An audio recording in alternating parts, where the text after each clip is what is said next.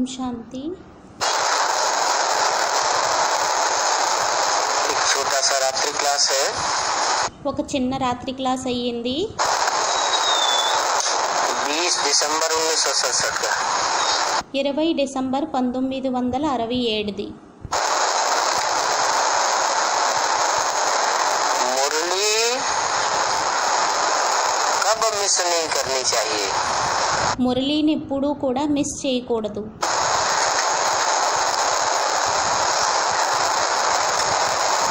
मुरली सुनने और समझने का बड़ा शौक होना चाहिए।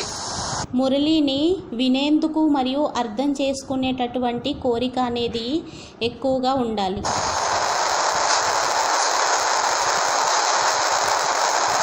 सवेरे के टाइम तो फुर्सत रहती है। ఉదయం పూట సమయం అనేది ఉంటుంది. अभी तुम बच्चों को ईश्वरीय मत मिलती है। ఇప్పుడు పిల్లలైన మీకు ఈశ్వరీయ సలహా అనేది లభిస్తుంది. कैसे? దేని ద్వారా? मुरली से। మురళి ద్వారా. वो मत नहीं आकर के लेंगे ఆ సలహాని వచ్చి తీసుకోకపోయినట్లయితే तो फिर पद क्या पाएंगे। మరి అప్పుడు పదవిని ఏం పొందుతారు? बहुत फर्क हो जाता है చాలా తేడా అనేది వచ్చేస్తుంది. इस बात में। ఏ విషయంలో?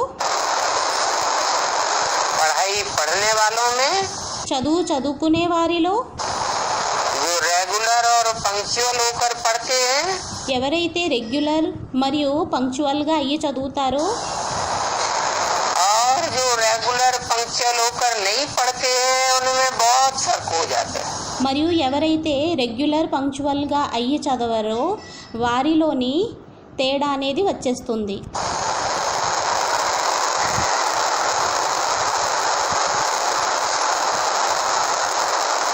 क्योंकि ईश्वरीय मत मिलती है। ఎందుకంటే ఈశ్వరీయ సలహా అనేది లభిస్తే एक बाप से ఎందుకంటే ఈశ్వరీయ మతం సలహా అనేది ఒక్క తండ్రి ద్వారా లభిస్తుంది. और बाकी सब मनुष्य मात्र से आसुरी मत मिलती है। మిగతా మనుష్య మాత్రులందరి ద్వారా ఆసురీ సలహా అనేది లభిస్తుంది. मनुष्य मत से नरकवासी మనుష్యుల సలహా ద్వారా నరకవాసీలు और ईश्वरीय मत से स्वर्गवासी बनते हो। మరియు ఈశ్వరీయ సలహా ద్వారా స్వర్గవాసీలుగా అవుతారు.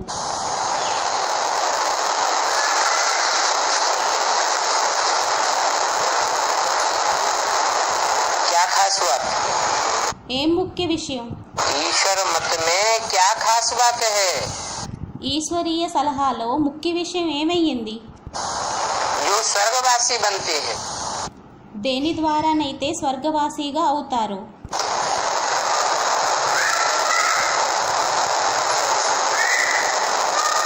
ईश माना ही शासन करता। ఈష్ అంటేనే శాసనకర్త. वर माना श्रेष्ठ। వర్ అనగా శ్రేష్ఠుడు.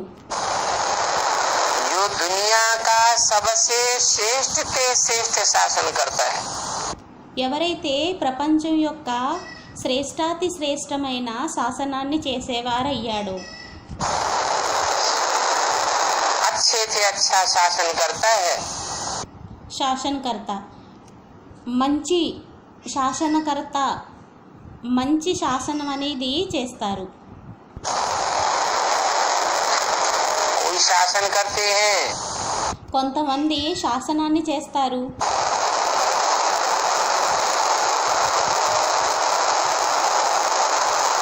कड़क शासन करते हैं। కఠోర శాసనాన్ని చేస్తారు. दंड विधान का शासन करते हैं। దండ విధాన శాసనాన్ని చేస్తారు. और बाप जो शासन करते हैं वो सबसे श्रेष्ठ शासन है। మరియు తండ్రి ఏదైతే శాసనాన్ని చేస్తారో అది అన్నిటికంటే కూడా మంచి శాసనం అయ్యింది.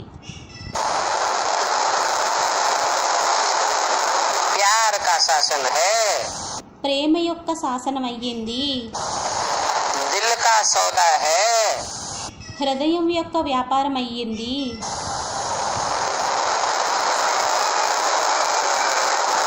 इसलिए तुम అందువలనే మీరు ईश्वरीय मत से स्वर्गवासी बनते हो. ఈశ్వరీయ సలహా ద్వారా స్వర్గవాసీలుగా అవుతారు. फिर जब देवताओं का राज्य पूरा होता है, మరియు ఎప్పుడైతే దేవతల యొక్క రాజ్యం అనేది పూర్తి అవుతుందో तो मनुष्य होते हैं. అప్పుడు మనుషులు ఉంటారు. मनुष्य मत से फिर नीचे उतरते. అప్పుడు మనుష్య మతం ద్వారా సలహా ద్వారా కిందకి దిగజారుతారు.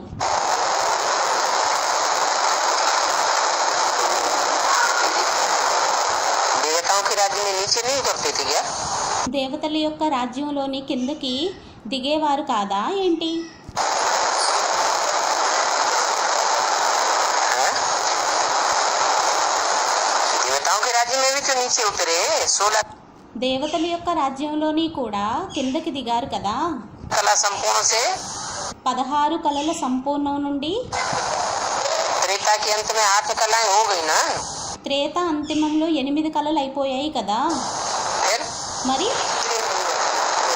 अरे उतरे तो నెమ్మదిగా దిగారు అని స్టూడెంట్ అన్నారు. అయినా దిగారు కదా.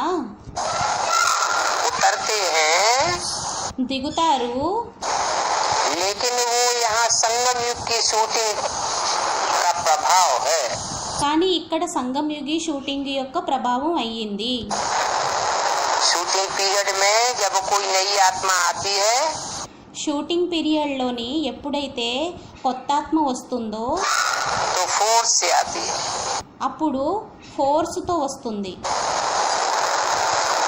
पक्के श्रद्धा विश्वास से आती है. పరిపక్వమైన పూర్తిగా శ్రద్ధ విశ్వాసంతో వస్తుంది. इसलिए कहते हैं विश्वासम फलदायकम. అందువలనే అంటారు విశ్వాసం ఫలదాయకం. जो पक्की श्रद्धा पक्का निश्चय बैठा हुआ है ఎవరికైతే పూర్తిగా శ్రద్ధ మరియు నమ్మకం అనేది కూర్చుందో वो श्रद्धा ही उसको सतो प्रधान स्टेज में ले जाती है. ఆ శ్రద్ధయే వారిని సతోప్రధాన స్టేజ్లోకి తీసుకొని వెళ్తుంది. फिर धीरे धीरे नीचे उतरते जाते हैं. మరియు నెమ్మదిగా కిందకి దిగుతూ ఉంటారు. आपस में लेन देन करने लग पड़ते हैं. పరస్పరం ఇచ్చిపుచ్చుకోవటం చేయడం మొదలు పెడతారు.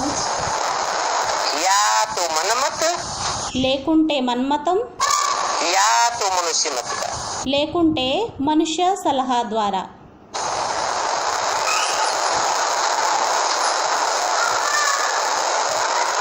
तो सतयुग त्रेता में అయితే సత్యుగ త్రేతాయుగంలో जो मत मिली है वो संगम युग में ईश्वरीय मत मिली है.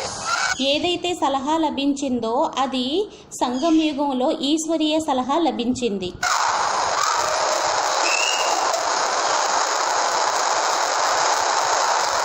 और त्रेता के बाद మరియు త్రేత తరువాత वो ईश्वरीय मत की प्रारब्ध ఆ ఈశ్వరీయ సలహా యొక్క ప్రారబ్ధం खलास हो जाती है. సమాప్తైపోతుంది. फिर मनुष्यों की मत मिलती है తరువాత మనుషుల యొక్క సలహా లభిస్తుంది. तो नीचे उतरते हैं. అప్పుడు కిందకి దిగజారుతారు. जिस मत से इतना ऊंच मर्तबा मिलता है ఏ సలహా ద్వారానైతే అంత ఉన్నతి పదవి అనేది లభిస్తుందో इतना कह के किस तरफ इशारा किया? ఇంత అని చెప్పి ఎటువైపు సంకేతాన్ని ఇవ్వడం జరిగింది.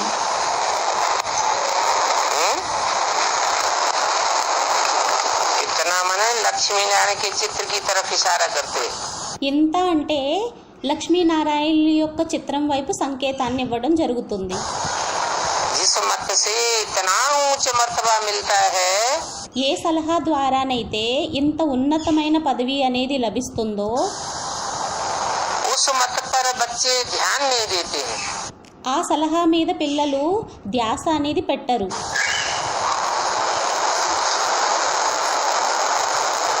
और मनुष्यों की मत पर देखो कितना ध्यान देते हैं। మరియు మనుష్యుల యొక్క సలహా మీద చూడండి ఎంత ధ్యానాన్ని పెడతారో, ధ్యాసను పెడతారో. मनुष्य गुरुओं की मत पर ध्यान देते हैं। మనుష్య గురువుల యొక్క సలహా మీద ధ్యాసను పెడతారు. मुरली जो मिस की है మురళిని దేనినైతే మిస్ చేశారో वो फिर सुनना चाहिए। దానిని మళ్ళీ వినాలి. कारण या कारण मिस हो जाती है కారణంగా అకారణంగా మిస్ అయిపోతుందో तो मुरली जरूर सुनना चाहिए। ईश्वर అప్పుడు మురళిని తప్పకుండా వినాలి. का परिवार बिल्कुल सिंपल है। ఈశ్వరుని యొక్క పరివారం పూర్తిగా సింపుల్ అయ్యింది.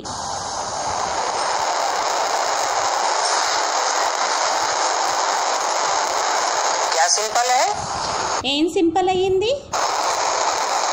ईश्वरीय परिवार में कौन कौन है? ఈశ్వరీయ పరివారంలో ఎవరెవరు ఉన్నారు?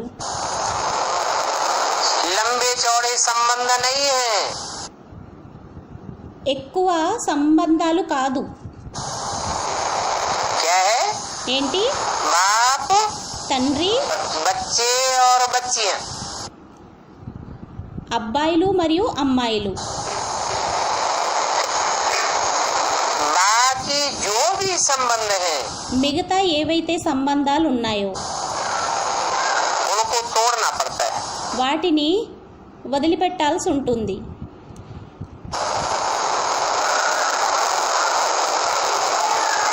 कब? ఎప్పుడు? इस संगम युग में ఈ సంగమ యుగంలో. पड़ता है। क्यों? వదిలిపెట్టాల్సి ఉంటుంది. ఎందుకని? कोई जबरदस्ती है क्या? ఏదైనా బలవంతమా ఏంటి? है? और संबंधों को जो और मनुष्यों के साथ जुड़े हुए हैं जन्म जन्मांतर की, మిగతా సంబంధాలని ఏ సంబంధాలనైతే వేరే వేరే జన్మలలోని మనుషులతో జోడించామో और खास इस जन्म में देखने ముఖ్యంగా ఈ జన్మలో में आते हैं, చూడడానికి కనిపిస్తాయో, कोई न तोड़ना चाहे तो ఒకవేళ ఎవరైనా వాటిని విడిచిపెట్టాలి అని అనుకోకపోయినట్లయితే कंपल्सन है। కంపల్సన్ అయ్యిందా? हाँ, ఆ, ऐसी ऐसी स्थितियां परिस्थितियां आती जाएंगी అటువంటి స్థితులు పరిస్థితులు రావడం జరుగుతుంది. कि वो सब संबंध तोड़ने पड़ेंगे। ఏమనంటే ఆ అన్ని సంబంధాలని వదిలిపెట్టాల్సి ఉంటుంది. एक शिव बाबा, ఒక్క శివబాబా, दूसरा न कोई। ఇతరులు ఎవ్వరూ లేరు. अंत में सब समझते जाएंगे అంతిమంలో అందరూ అర్థం చేసుకుంటూ ఉంటారు. कि सारी दुनिया झूठी మొత్తం ప్రపంచం అసత్యం और एक बाप మరియు ఒక్క తండ్రి सच्चा। సత్యమైన వారు. इसलिए बोला అందువల్లనే అన్నారు कि बाकी जो भी संबंध है सब మిగతా ఏవైతే సంబంధాలు ఉన్నాయో అన్నీ तोड़ने पड़ते हैं। వదిలిపెట్టాల్సి ఉంటుంది. तो देह అయితే దేహము और देह के संबंध మరియు దేహం యొక్క సంబంధాలు जो पहले तोड़ लेंगे बुद्धियों ఎవరైతే మొదటే బుద్ధియోగం ద్వారా से బుద్ధియోగంతో नष्टो मोहा నష్టమోహ स्मृति लब्धा बन जाएंगे, స్మృతి లబ్ధాగా అయిపోతారో वो ज्यादा फायदे में रहेंगे వారు ఎక్కువ ఫలితంలో ఉంటారా? या बाद में तोड़ने पड़ेंगे लाजमी। తర్వాత ఎవరైతే వదిలిపెట్టాల్సి వస్తుందో బలవంతంగా स्थिति परिस्थिति विकराल होने के कारण స్థితి పరిస్థితి భయంకరమైన కారణంగా वो ज्यादा ज्यादा उच्च पद पाएंगे। వారు ఉన్నత పదవిని ఎక్కువగా పొందుతారా?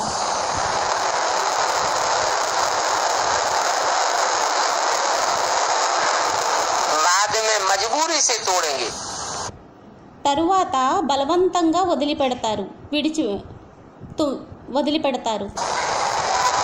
और जो पहले ही मुरली सुन करके धारण कर लेंगे, మరియు ఎవరైతే మురళీని విని మొదటే ధారణ చేసేస్తారో और बुद्धि योग से पहले ही तोड़ देंगे, మరియు బుద్ధి యోగంతో మొదటే వదిలిపెట్టేస్తారు. फायदा किसको होगा? ఫలితం అనేది ఎవరికి అవుతుంది?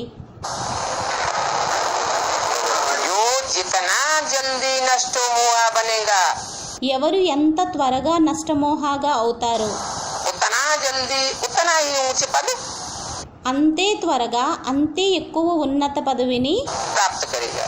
ప్రాప్తించుకుంటారు. शादी करने से और ही संबंध बढ़ जाता है। వివాహాన్ని చేసుకుంటే ఇంకా సంబంధాలు పెరిగిపోతాయి. अभी तोड़ने का समय है ఇప్పుడు విడిచిపెట్టే సమయం అయ్యిందా, या जोड़ने का समय है? नए नए లేక కొత్త కొత్త సంబంధాలని జోడించే సమయం అయ్యిందా? संबंध तोड़ने के टाइम पर अगर कोई जोड़ता जाए వదిలిపెట్టే సమయంలో ఒకవేళ ఎవరైనా జోడించుకున్నట్లయితే तो देह के संबंधों में और ही बढ़ोतरी कर ली। అప్పుడు దేహం యొక్క సంబంధాలలో పెరుగుదల అనేది ఇంకా చేసేసుకున్నారు. फिर ससुर घर भी याद आने लग पड़ेगा। తరువాత అత్తవారి ఇల్లు కూడా జ్ఞాపకం రావడం జరుగుతుంది.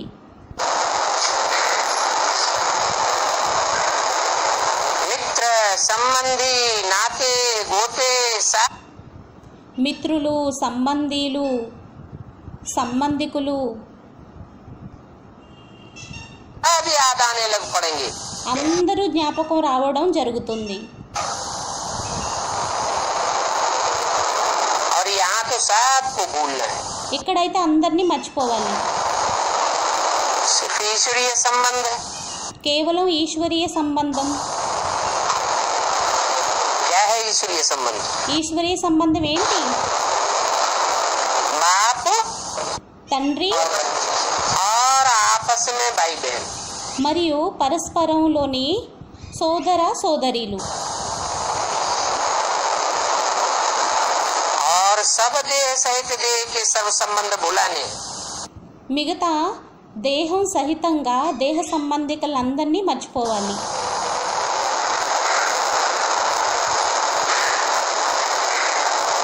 बाबा को तो संबंध आदि की याद भी नहीं है। బాబాకైతే సంబంధాలు అవి జ్ఞాపకమే లేదు. कौन से सन की वाणी है? ఏ సంవత్సరం యొక్క వాణి అయ్యింది? 67 की। 67ది. देह सहित देह के सर्व संबंध तोड़ने हैं। దేహ సహితంగా దేహ సర్వ సంబంధాలని వదిలిపెట్టాలి. रावण राज्य में संबंध का बहुत परिवार होता है। రావణ రాజ్యంలో సంబంధాల యొక్క చాలా పరివారం అనేది ఉంటుంది. कितना घमासान होता है संबंधों का। ना ना ఎంత భయంకరమైన సంబంధాలు అనేవి ఉంటాయి. నాన్న, चाचा काका తాతయ్య, చిన్నాన్న, చిన్నాన్న, ताऊ ये పెదనాన్న, वो। ఇది అది. अभी उन बहुत संबंधों को तोड़ना है। ఇప్పుడు ఆ అనేక సంబంధాలని వదిలిపెట్టాలి. और देह भी पुरानी है। మరియు దేహం కూడా పాతదయ్యింది. एक संग जोड़ना है। ఒక్క సాంగత్యాన్ని జోడించాలి. तो ऊंच पद पाई सकते हैं। అప్పుడు ఉన్నత పదవిని పొందవచ్చు. अगर अनेकों के साथ संबंध जुड़े रहे ఒకవేళ అనేకులతో సంబంధం అనేది జోడింపబడి ఉన్నట్లయితే अंत तक అంతిమం వరకు लंबे समय की क्या प्रैक्टिस पड़ गई? అప్పుడు ఎక్కువ సమయం యొక్క ప్రాక్టీస్ అనేది దేనిది పడిపోయింది? नष्ट मोहा स्मृति लब्धा की प्रैक्टिस हुई क्या? నష్టమోహ స్మృతి లబ్ధ ప్రాక్టీస్ అయ్యిందా ఏంటి? नहीं हुई। అవ్వలేదు. ऊंच पद कैसे पावेंगे? అప్పుడు ఉన్నత పదవిని ఎలా పొందగలరు? संबंध होगा तो अंत में वो ही याद आ जाएगा। సంబంధాలు ఉన్నట్లయితే అంతిమంలో అవే గుర్తొచ్చేస్తాయి. अंतमते అంతిమ గతి అంతమతే, అంతంలోని మతి ఎలా అయితే ఉంటుందో वो गति। అదే గతి అయిపోతుంది. बाबा पूछते हैं, బాబా అడుగుతారు, नारायणी नशा चढ़ा हुआ है? నారాయణి నష అనేది ఎక్కి ఉందా?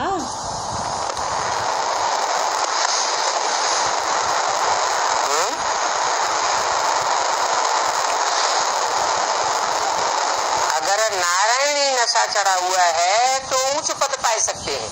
ఒకవేళ నారాయణి నష అనేది ఎక్కి ఉన్నట్లయితే అప్పుడు ఉన్నత పదవి అనేది పొందవచ్చు.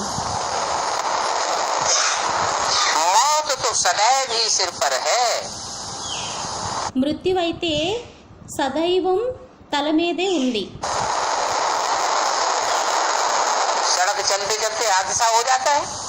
రోడ్డు మీద నడుస్తూ నడుస్తూ ప్రమాదం అనేది అయిపోతుంది. पता नहीं कब शरीर छूट जावे। తెలీదు ఎప్పుడు శరీరాన్ని వదిలిపెట్టేస్తాము. दिन प्रतिदिन संबंध तोड़ना है। రోజుకి ప్రతిరోజు సంబంధాలని విడిచిపెట్టాలి. जो ज्ञान में चलते हैं ఎవరైతే జ్ఞానంలో నడుస్తారో वो बड़े खबरदार रहते हैं। వాళ్ళు చాలా జాగ్రత్తగా ఉంటారు. अगर ज्ञान में चलते हैं तो ఒకవేళ జ్ఞానంలో నడిచినట్లయితే देह सहित संन्यास దేహ సహితంగా సన్యాసం सन्यासी लोग तो कर नहीं सकते। సన్యాసీలైతే చెయ్యలేరు. क्यों? ఎందుకని? देह सहित देह के संबंधों का संन्यास దేహ సహితంగా దేహ సంబంధాల యొక్క సన్యాసాన్ని वो सन्यासी लोग क्यों नहीं कर सकते? ఆ సన్యాసీలు ఎందుకు చెయ్యలేరు?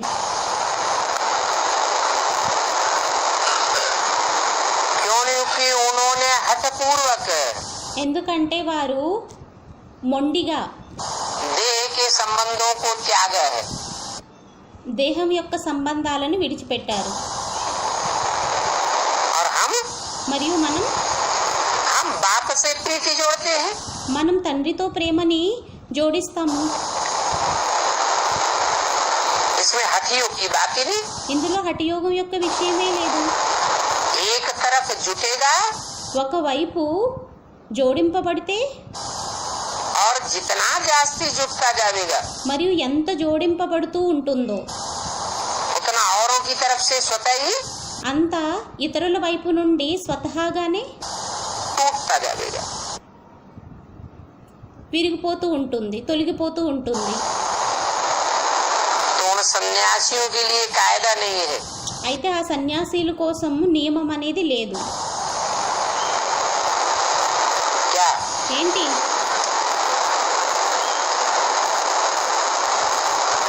उन सन्यासियों के लिए कायदा नहीं है कि वो राजयोग सीख सके। ఆ సన్యాసీలకి నియమం అనేది లేదు రాజయోగాన్ని నేర్చుకునేందుకు.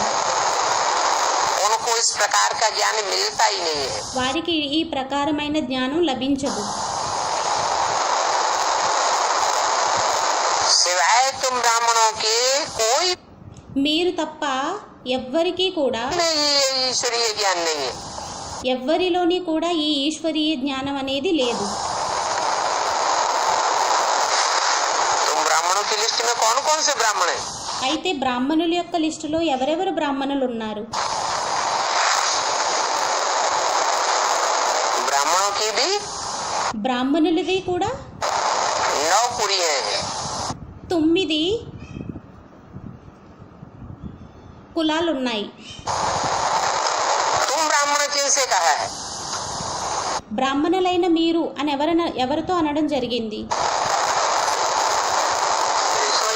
अव्वल नंबर कुरी के हैं, ఎవరైతే మొదటి నెంబర్ కులం వారు ఉన్నారో उनसे कहा तुम ब्राह्मण, क्योंकि వారితో అనడం జరిగింది బ్రాహ్మణులైన మీరు అని. ఎందుకంటే वो आदि से लेकर अंत तक बाप के వారికి ఆది నుండి తీసుకొని అంతిమం వరకు తండ్రి యొక్క सन्मुख रहने करके पार्ट बजाने वाले।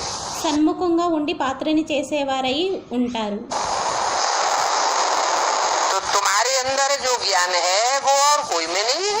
అయితే మీలో ఏదైతే జ్ఞానం అనేది ఉందో అది ఇంకెవ్వరిలోని లేదు. कितने बड़े बड़े गवर्नर प्रेसिडेंट आदि हैं, ఎంత పెద్ద పెద్ద గవర్నర్ మరియు ప్రెసిడెంట్ మొదలుగున్న వారు ఉన్నారు. कोई तो ऐसे भी हैं जो अपन को नारायण कहलाते हैं। కొందరైతే ఇటువంటి వారు కూడా ఉంటారు. వారు స్వయాన్ని నారాయణుడుగా అనిపించుకుంటారు. बाप कहते हैं తండ్రి అంటారు, जो अपन को भगवान कहलाते हैं वो हिरण्यकश्यप है। ఎవరైతే స్వయాన్ని భగవంతుడు అని అనిపించుకుంటారో వారు హిరణ్యకశ్యపుడు అయ్యారు.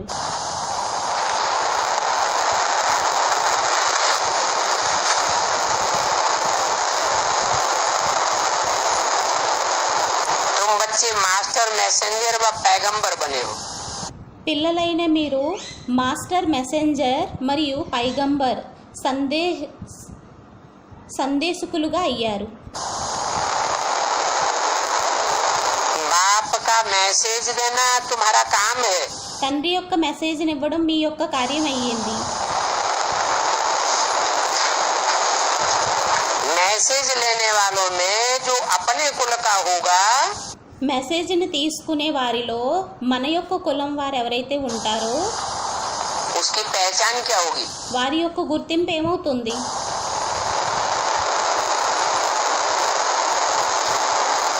कैसे समझेंगे ये हमारे कुल का है?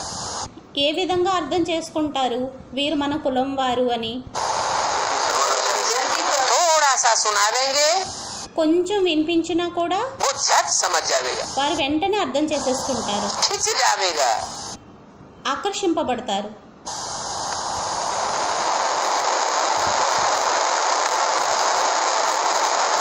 जन्म जन्मांतर का सूर्यवंशी कुल का है, జన్మ జన్మాంతరాలు సూర్యవంశీ కులం వారైనట్లయితే सूर्य से कनेक्शन रखने वाला है, సూర్యునితో కనెక్షన్ పెట్టుకునేవారయ్యారు.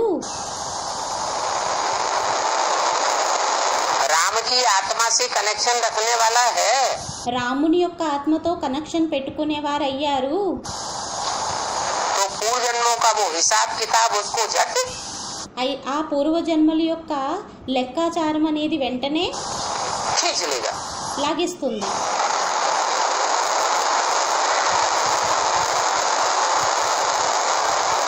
बाप के पास जाना है తండ్రి దగ్గరికి వెళ్ళాలి. तो बेहद के बाप को याद करो।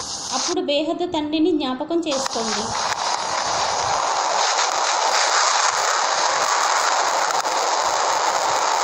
तो पावन दुनिया का मालिक बन जाएंगे। అప్పుడు పావన ప్రపంచం యొక్క యజమానులుగా అయిపోతారు.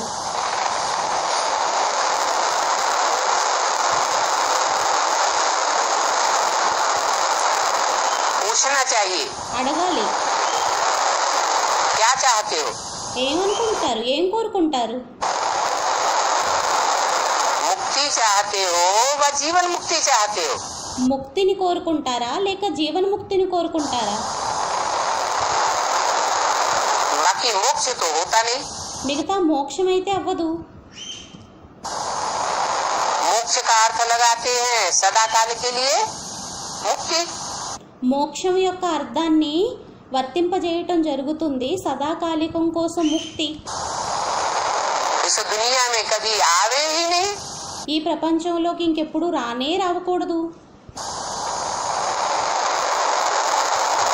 अब तुमको क्या चाहिए? ఇప్పుడు మీకేం కావాలి? सदा काल के लिए मुक्ति चाहिए, సదాకాలికం కొరకు ముక్తి కావాలా, या थोड़े समय के लिए इस दुनिया से मुक्ति और बाकी లేక కొద్ది సమయం కోసం ఈ ప్రపంచంలో ముక్తి, మిగతాది जीवन में रहते हुए జీవితంలో ఉంటూ दुख दर्दों से దుఃఖం మరియు బాధల నుండి मुक्ति चाहिए। तुम्हारी ముక్తి కావాలా? आत्मा की आवाज क्या है? మీ యొక్క ఆత్మ యొక్క ధ్వని ఏంటి?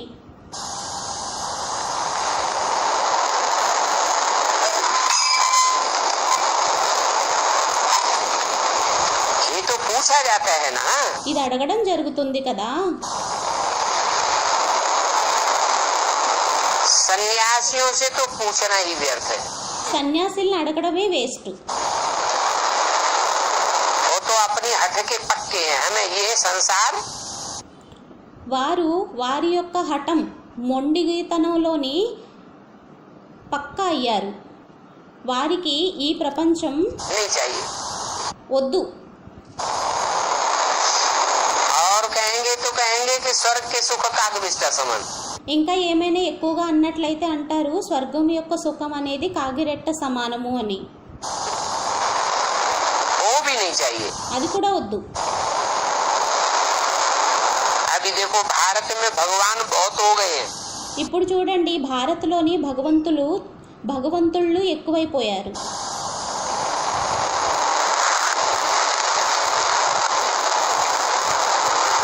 मना बाबा क्या कहना चाहते हैं? బాబా ఏమనాలనుకుంటున్నారు? भगवान एक होता है భగవంతుడు ఒక్కరుంటారా या बहुत होते हैं? सर्वव्यापी లేక చాలా మంది ఉంటారా? होता है।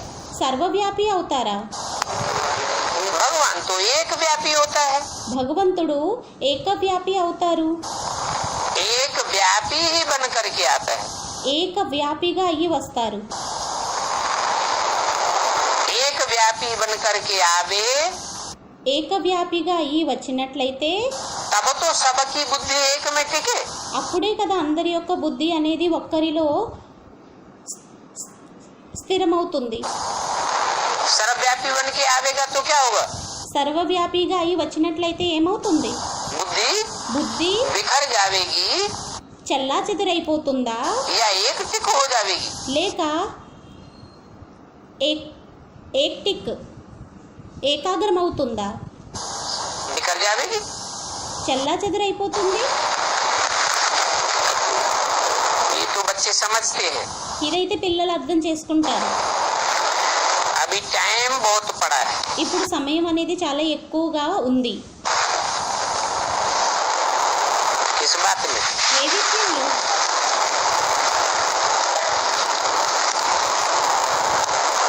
सर्वव्यापी बदल करके సర్వవ్యాపి మారి सारी दुनिया की बुद्धि में एक व्यापी हो जाए మొత్తం ప్రపంచంలోని ఒక వ్యాపి అయినట్లయితే ये समझने में దీనిని అర్థం చేసుకోవడంలో अभी टाइम ఇప్పుడు సమయం बहुत पड़ा है।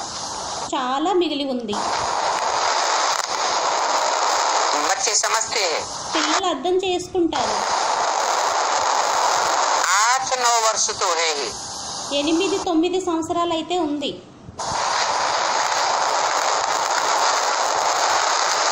8-9 वर्ष में क्या होगा? 8-9 సంవత్సరాల్లో ఏమవుతుంది? हैं? जो सारी दुनिया की बुद्धि में बैठा हुआ है कि भगवान ఏదైతే మొత్తం ప్రపంచం యొక్క బుద్ధిలో కూర్చొని ఉందో భగవంతుడు सर्वव्यापी है, సర్వవ్యాపి. वो बैठना शुरू हो जाएगा అది కూర్చోవడం అనేది మొదలైపోతుంది. कि भगवान सर्वव्यापी नहीं है, ఏమనంటే భగవంతుడు సర్వవ్యాపి కాదు, एक व्यापी है। ఏకవ్యాపి అయ్యారు. परंतु ये संदेश बहुतों को देना है। కానీ ఈ సందేశాన్ని చాలా మందికి ఇవ్వాలి. ऐसे नहीं एक की बुद्धि में बैठ जाए। అలా ఏమీ కాదు, ఒక్కరి బుద్ధిలో కూర్చుండిపోతే क्या ఏంటి? कि भगवान ఏమనంటే భగవంతుడు एक व्यापी है, ఏకవ్యాపి అయ్యారు. एक ही मुकर्ररत है। ఒకటే నిశ్చిత తనువుదారి అయ్యారు. तो कल्याण అప్పుడు కళ్యాణం అయిపోతుంది. क्या करना है? ఏం చెయ్యాలి?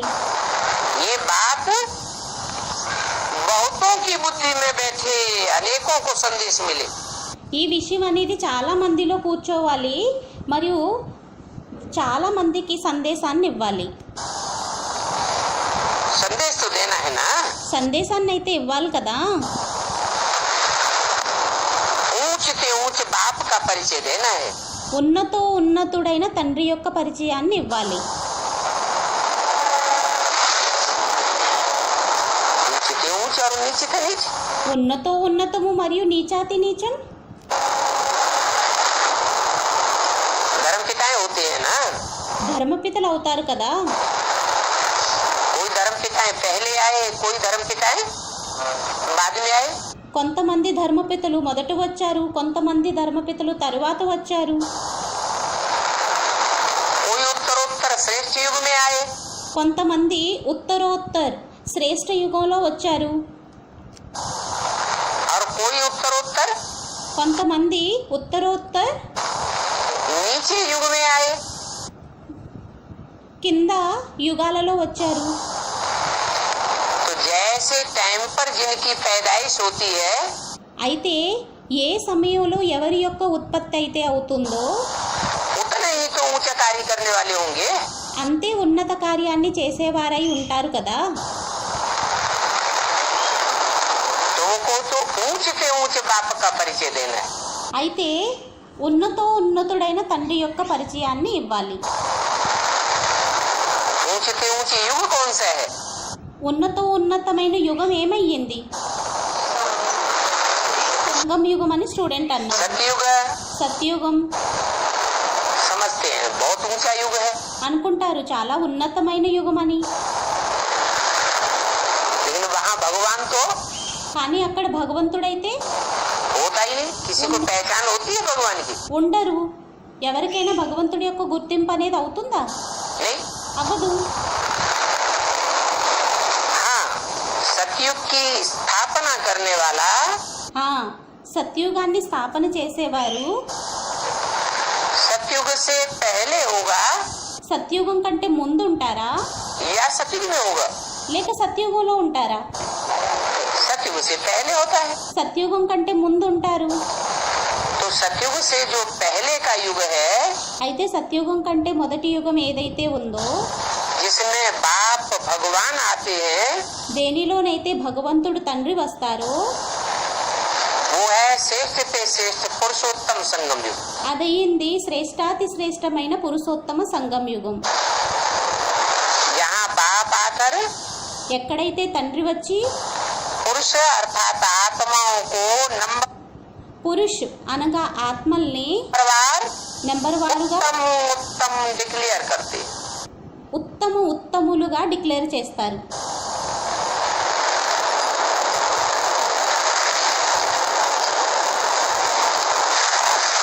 तो ऐसे ऊंचे से ऊंच बाप का परिचय देना है। అయితే అటువంటి ఉన్నతుడైన తండ్రి యొక్క పరిచయాన్ని ఇవ్వాలి. ऐसा ऊंच कार्य और दुनिया में कोई धर्म पिता అటువంటి ఉన్నతమైన కార్యాన్ని ప్రపంచంలో ఏ ధర్మకర్త కూడా कर ही नहीं सका। చెయ్యలేకపోయారు. ये नीच से नीचे हिरण्यकश्यप आदि तो तब लिखा है ఈ నీచాతి నీచమైన హిరణ్యకశ్యపులు అని ఎప్పుడు రాయడం జరిగింది అంటే जब थंब से निकल भगवान ने मारा। ఎప్పుడైతే స్తంభం నుండి వచ్చి చంపబడ్డారు. थंब क्या है? స్తంభం ఏమయ్యింది? ये शरीर ही ఈ శరీరమే खंबे मिसल है। స్తంభం వంటిది. जिस तन में मुकर्रर रथ में भगवान बाप प्रवेश करते हैं गुप्त रूप में, ఏ తనువులోనైతే ఏ శరీరంలోనైతే నిశ్చిత రూపంలో భగవంతుడు తండ్రి ప్రవేశిస్తారో वो गुप्त बाप जब संसार में प्रत्यक्ष होता है, ఆ గుప్త తండ్రి ప్రపంచంలో ఎప్పుడైతే ప్రత్యక్షం అవుతారో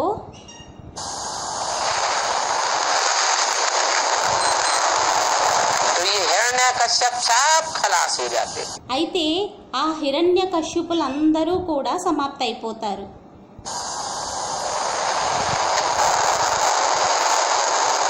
समझते हैं पेट चीर कर मारा, అనుకుంటారు పొట్టని చీల్చుకొని చంపారు, పొట్టని చీల్చుకొని చంపారు. भगवान क्या हिंसा करता है? భగవంతుడు ఏమైనా హింసని చేస్తారా? మరి हिंसा की तो बात ही नहीं, హింస యొక్క విషయమే లేదు. ये तो बुद्धि रूपी पेट की बात है। ఇదైతే బుద్ధి రూపి పొట్ట యొక్క విషయం అయ్యింది. बुद्धि रूपी पेट में బుద్ధి రూపి పొట్టలో उन हिरण्यकश्यपों के इतना दर्द होता है, ఆ హిరణ్య కశ్యపులకి బుద్ధిలోని ఎంత నొప్పి పుడుతుంది అంటే, टेंशन बढ़ता है టెన్షన్ పెరుగుతుంది అంటే, कि वो कोई बात का जवाब వారు ఏమనంటే ఏ విషయం యొక్క సమాధానాన్ని पब्लिक को పబ్లిక్కి नहीं दे पाते। ఇవ్వలేకపోతారు.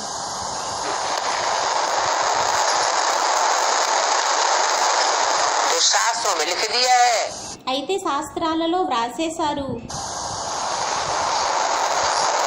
थंब से निकला స్తంభం నుండి వచ్చారు, कौन सा रूप धारण करके? ఏ రూపాన్ని ధారణ చేసి?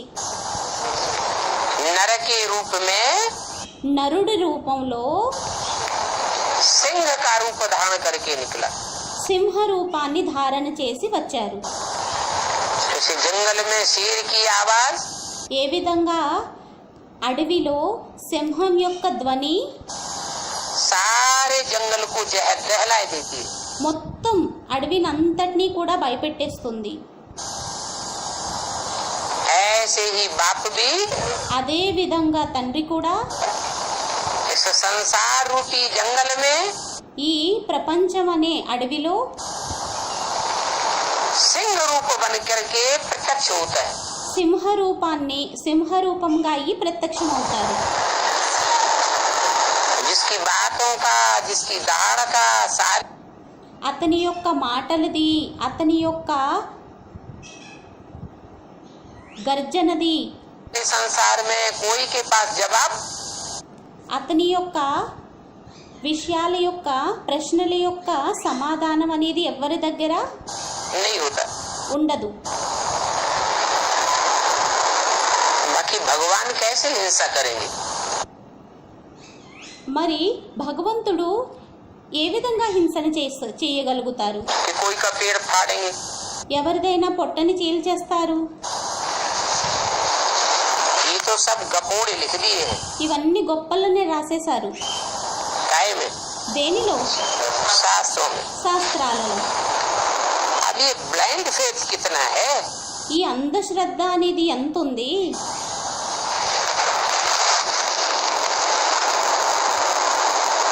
गुरु जी ने सुनाया గురూజీ వినిపించారు. कि सतयुग में हिरण्यकश्यप का राज्य था, ఏమనంటే సత్యుగంలో హిరణ్య కశ్యపుడి యొక్క రాజ్యం ఉండేది. तो सत्यवचन महाराज అప్పుడు సత్యవచనం మహారాజ్, अरे जब सत्य का युग है तो वहाँ అరే ఎప్పుడైతే సత్యమైన యుగం అయ్యిందో మరి అక్కడ श्रेष्ठ होंगे శ్రేష్ఠులు ఉంటారా या राक्षस होंगे? లేక రాక్షసులు ఉంటారా? श्रेष्ठ ही होंगे। శ్రేష్ఠులే ఉంటారు. फिर बताते हैं पेट फाड़ा भगवान ने। మళ్ళీ చెబుతారు పొట్టని చీల్చేశారు భగవంతుడు అని. अरे भगवान आकर के हिंसा सिखावेगा? అరే భగవంతుడు వచ్చి హింసని నేర్పిస్తారా? आज के साधारण गुरु भी प्रवचन देते हैं तो ये सिखाते हैं कि कोई की हिंसा करो, मारो, हत्या करो।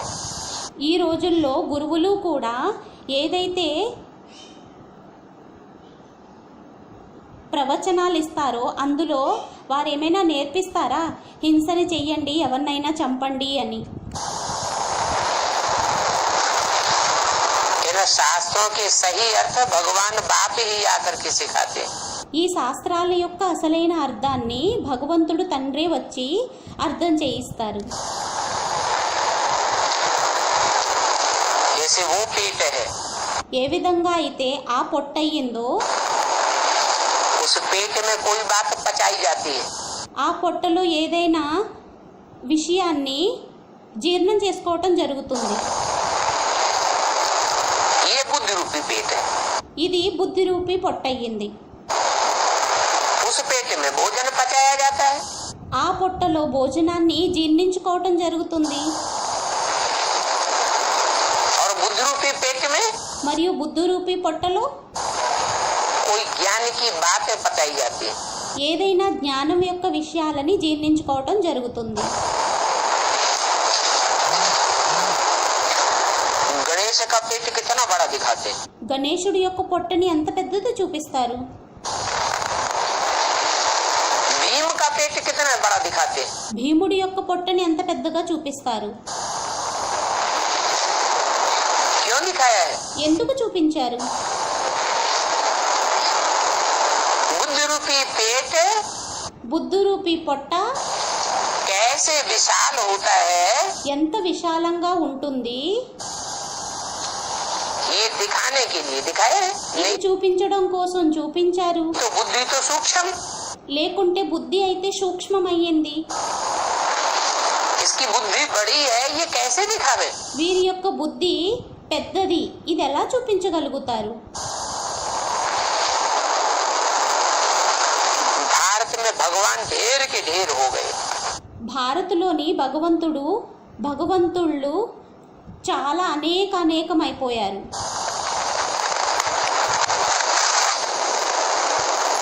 जो मन में आया तो अगरम बगरम सुनाते रहते हैं। ఎవరి మనసులో అయితే వచ్చిందో వారు రకరకాలుగా వినిపిస్తారు.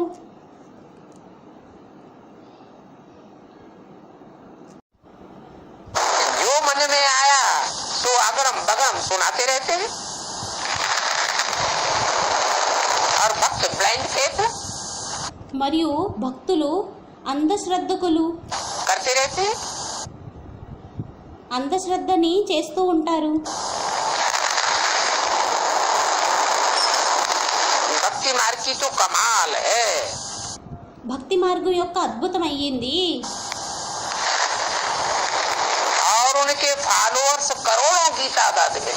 మరియు వారి యొక్క ఫాలోవర్సు కోట్ల సంఖ్యలో ఉన్నారు. क्या ఏంటి? भगवान बाप आते हैं భగవంతుడు తండ్రి ఎప్పుడైతే వస్తారో तो थोड़े थोड़े बच्चों के ग्रुप बना के उनको पढ़ाई पढ़ाते हैं। అయితే అప్పుడు కొద్ది జనం యొక్క గుంపుల్ని తయారు చేసి అర్థం చేయిస్తారు. क्या ఏంటి? और जो बड़े बड़े गुरु होते हैं మరియు పెద్ద గురువు ఎవరైతే ఉంటారో वो लाखों का मजमा इकट्ठा करते हैं వారు లక్షల సభ యొక్క గుంపుని ఏకత్రితం చేస్తారు.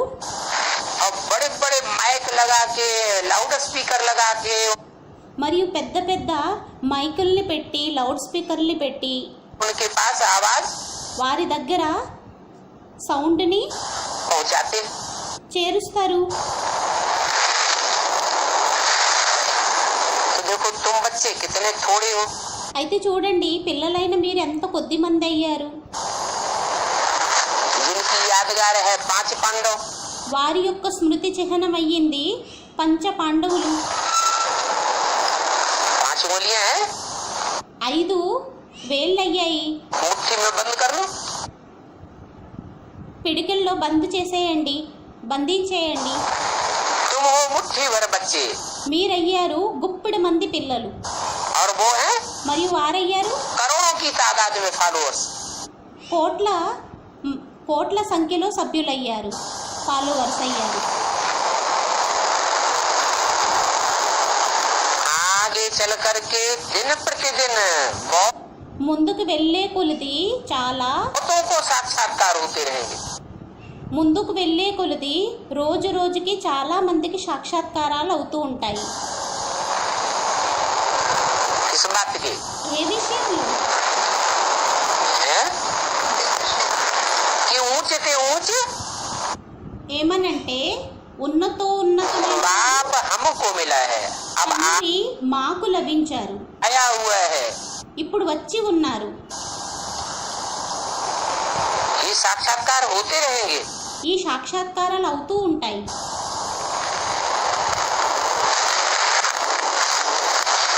इनकी भी अवस्था बढ़ती जाएगी। వీరి యొక్క అవస్థ కూడా పెరిగిపోతూ ఉంటుంది. किनकी? ఎవరిది? हैं?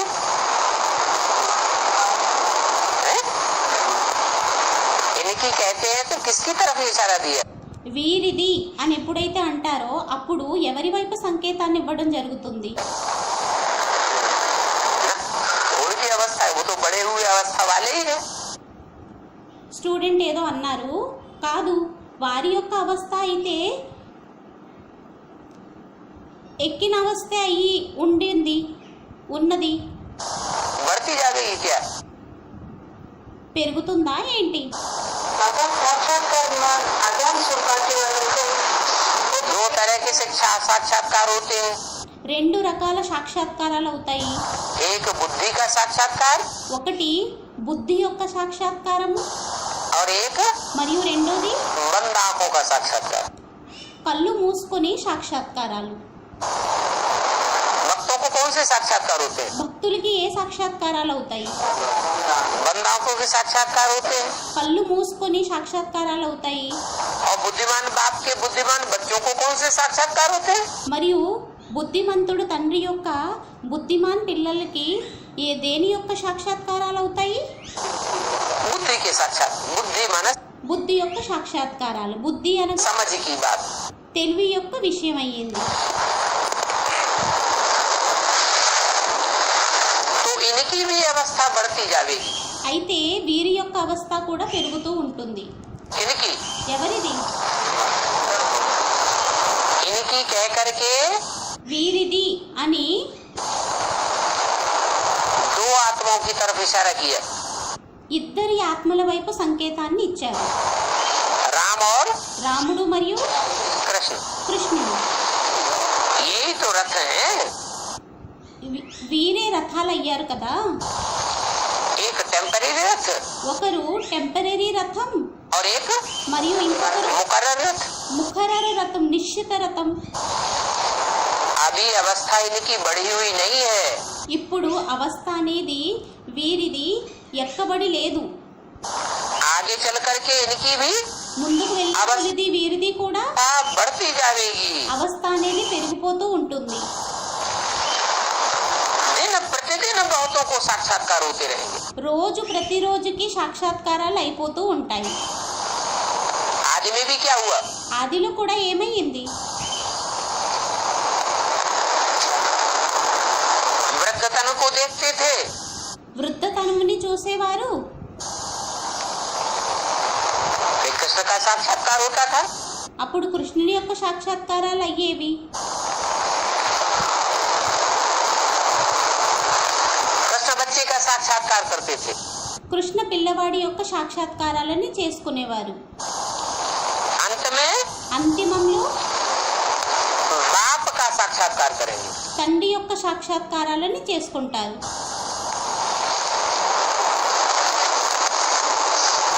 कर्मातीत अवस्था का पता पड़ जाएगा। కర్మాతీత అవస్థ గురించి తెలిసిపోతుంది. क्या? ఏంటి? कि कर्मों से अतीत अवस्था क्या होती है? ఏమనంటే కర్మల యొక్క అతీత అవస్థ ఏమవుతుంది? और कर्मों में लिम्पायमान अवस्था क्या होती है? మరియు కర్మలలో లింపాయమానం అయ్యేటటువంటి అవస్థ ఏమవుతుంది?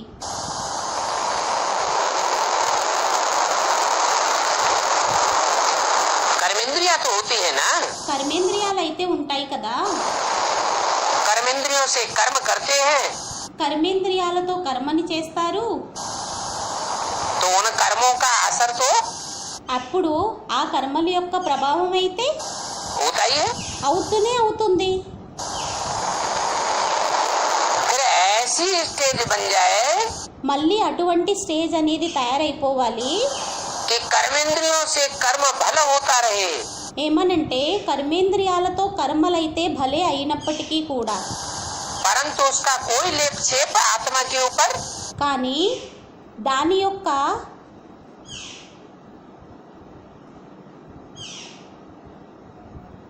లేప్చేప్ రంగు అనేది न पड़ने पाए। అంటుకోకూడదు. सबको पता पड़ता जाएगा అందరికీ తెలిసిపోతూ ఉంటుంది. कि इनकी कर्मातीत अवस्था है। వీరిది కర్మాతీత అవస్థ అని. वो सन्यासी लोग तो ऐसे ही कह देते हैं। ఆ సన్యాసీలైతే అలాగే అనేస్తారు. हमारा गुरु पार निर्वाण गया, మా గురువు పార నిర్వాణం వెళ్ళిపోయారు. अब इसका प्रूफ क्या है ఇప్పుడు దీని యొక్క ప్రూఫ్ ఏంటి? कि पार निर्वाण गया? పార నిర్వాణం వెళ్ళిపోయారు అని. वाणी से परे गया, వాణి నుండి అతీతంగా వెళ్ళిపోయారు అనేది. वाणी से परे जाते हैं వాణి నుండి అతీతంగా వెళ్ళినట్లయితే यह शरीर छोड़ने के बाद इसी दुनिया में जन्म लेते हैं। వాణి నుండి అతీతంగా వెళ్ళిపోతారా లేక శరీరాన్ని వదిలిపెట్టిన తర్వాత ఈ ప్రపంచంలోనే జన్మ తీసుకుంటారా? दूसरी दुनिया है ही कहाँ जहाँ चले जाएंगे। రెండో ప్రపంచం అనేది ఏదైనా ఉందా ఏంటి అక్కడికి వెళ్ళడానికి? दुनिया में पाप बढ़ते जाते हैं या घटते जा रहे हैं? ఈ ప్రపంచంలో పాపాలు అనేవి పెరుగుతూ ఉన్నాయా లేక తగ్గుతూ ఉన్నాయా? बढ़ते जाते हैं। పెరుగుతూ ఉన్నాయి. तो पाप बढ़ते जा रहे हैं, पाप की दुनिया में रहने वालों के पाप नहीं बढ़ेंगे। మరి పాపాలు పెరుగుతూ ఉన్నట్లయితే పాప ప్రపంచంలో ఉన్న వారి యొక్క పాపాలు పెరగడం లేదా? तो नई दुनिया में कहाँ से पहुँच जाएंगे? మరి అప్పుడు కొత్త ప్రపంచంలోకి ఎక్కడ చేరుకుంటారు?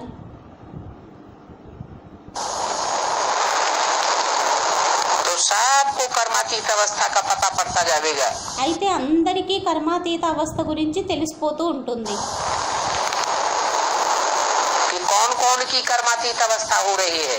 ఏమనంటే ఎవరెవరిది కర్మాతీత అవస్థ అనేది అవుతుంది. फिर ब्रह्मा का भी बहुतों को साक्षात्कार होगा। మరియు బ్రహ్మది కూడా చాలా మందికి సాక్షాత్కారం అనేది అవుతూ ఉంటుంది.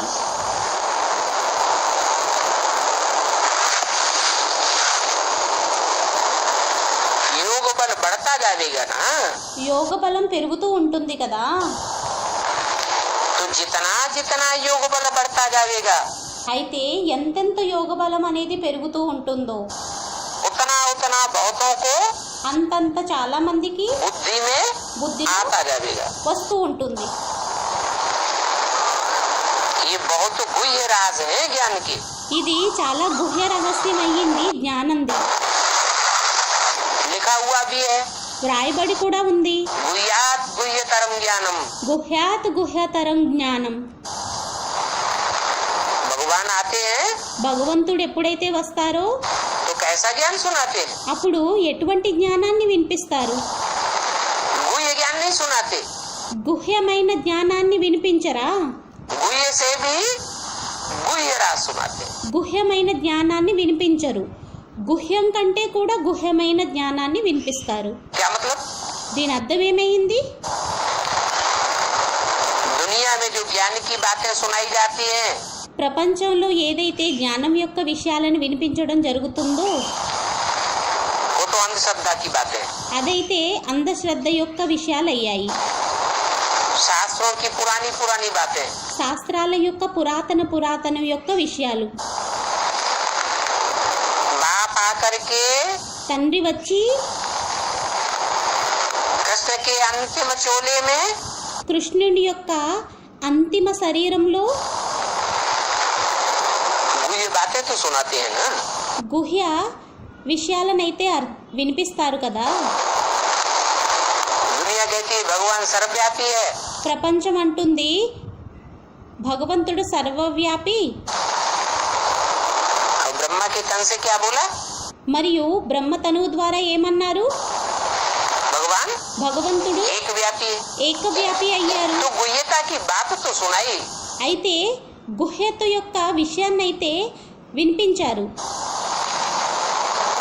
सुनने वालों ने कहाँ तक समझी కానీ వినేవారు ఎంతవరకు అర్థం చేసుకున్నారు, और दूसरों को कहाँ तक समझाई, మరియు ఇతరులకి ఎంతవరకు అర్థం చేయించారు, ये बात दूसरी। ఈ విషయం రెండోదయ్యింది. फिर एडवांस, మళ్ళీ అడ్వాన్స్డ్ అయ్యింది.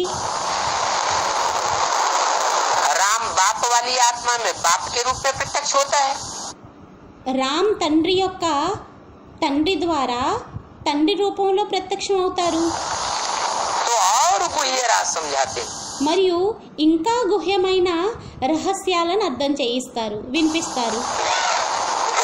बेसिक में सिर्फ इतना ही पता था क्या, బేసిక్లో కేవలం మనకి ఇంతే తెలుసు. ఏంటి? कि भगवान व्याप सर्वव्यापी नहीं है। फिर భగవంతుడు సర్వవ్యాపి కాదు. మరి क्या पता चलता, ఇంకేం తెలుస్తుంది? सर्वव्यापी नहीं है तो एक व्यापी कहाँ है। మరి సర్వవ్యాపి కానట్లయితే ఏకవ్యాపి ఎక్కడున్నారు? वो बेसिक में पता किसी को అది బేసిక్లో ఎవరికి కూడా नहीं पड़ा। తెలియలేదు. क्या समझ लिया, ఏమర్థం చేసేసుకున్నారు? कि ब्रह्मा के तन में ही एक व्यापी है। ఏమనంటే బ్రహ్మతనువులోనే ఏకవ్యాపి అయ్యారు. अगर ब्रह्मा के तन में ही एक व्यापी होता, मुकर्रर रूप से आया हुआ होता, ఒకవేళ బ్రహ్మతనువులోనే ఏకవ్యాపి అయినట్లయితే, ముకరర్ నిశ్చిత రూపంలో వచ్చినట్లయితే, तो ब्रह्मा का शरीर छूट जाता क्या, మరి అప్పుడు బ్రహ్మ యొక్క శరీరం అనేది వదిలిపోతుందా? छूट नहीं सकता। వదిలిపోబడదు. तो ये गुह्य राज मैं तुम बच्चों को समझाता हूँ। అయితే ఈ గుహ్యాతి గుహ్యమైన రహస్యాన్ని పిల్లలైన నేను మీకు అర్థం చేయిస్తాను. वो इस्लामी, बौद्धी, क्रिश्चियन आदि धर्मों में कन्वर्ट होने वाले जो भी ఆ ఇస్లామీ, బౌద్ధి, క్రిస్టియన్ ధర్మాలలో కన్వర్ట్ అయ్యేవారు ఎవరైతే బ్రాహ్మణులు ఉన్నారో ब्राह्मण हैं, उनको ये गुह्य राज వారికి ఈ గుహ్యమైన రహస్యాలని नहीं समझाता। అర్థం చేయించను.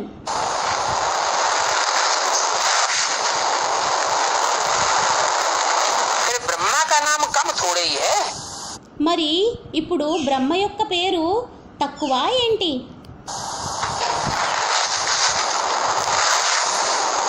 भक्ति मार्ग में तो त्रिमूर्ति ब्रह्मा कह देते हैं। భక్తి మార్గంలోనైతే త్రిమూర్తి బ్రహ్మ అనేయడం జరుగుతుంది. बेसिक नॉलेज में भी బేసిక్ నాలెడ్జ్లోని కూడా ब्रह्मा की 3 मूर्तियां चित्रों में दिखाई दी। బ్రహ్మ యొక్క 3 మూర్తులని చిత్రాలలో చూపించడం జరిగింది. जो त्रिमूर्ति का चित्र बनाया है उसमें फीचर किसका दिखाई दिया है, ఏదైతే త్రిమూర్తి చిత్రాన్ని తయారు చేయడం జరిగిందో అందులో 3 మూర్తుల యొక్క చిత్రాన్ని ఎవరిని చూపించడం జరిగింది? ముఖాలని ఎవరిని చూపించడం జరిగింది?